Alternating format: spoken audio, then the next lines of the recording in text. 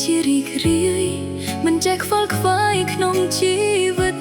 ដើម្បីបិទបាំងភាពពិតដែលកំពុងឈឺផ្សាអ្នកឃើញខ្ញុំសើចក៏គិតថាខ្ញុំមិនអីឃើញខ្ញុំសប្បាយគិតថាខ្ញុំនេះរឹងមាំ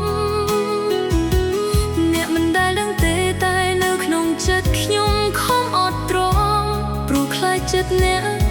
ពិបាកចិត្តព្រោះតែរូបខ្ញុំតែពេលយប់ឡើងអង្គុយគិតអ្នកឯងលែងចង់សំដែងលែងដែលជាតួកំប្លែងទៀតហើយទឹកភ្នែកហូរស្រង់អួលណែនក្នុងទ្រូងប្រាប់មិនត្រូវឡើយពេលនេះហេតុអ្វី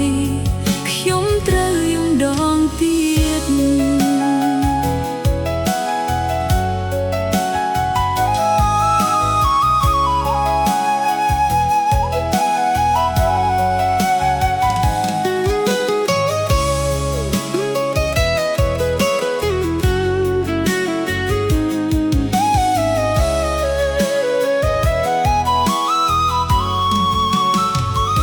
រាត្រីយប់ចូលមកហែកបេះដូងខ្ញុំជាបំណាយ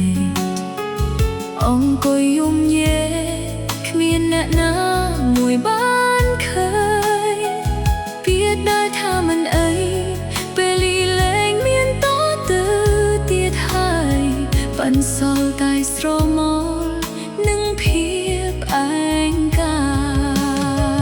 ចង់ឲ្យអ្នកដឹងតែចិត្តមួយទៀតខត់វារួចជាស្រេចសុខចិត្តលាក់បាំងរហូតដល់ថ្ងៃខ្សែឃើញអ្នកសប្បាយទោះខ្ញុំឈឺចាប់ប៉ុណ្ណាក៏ដោយ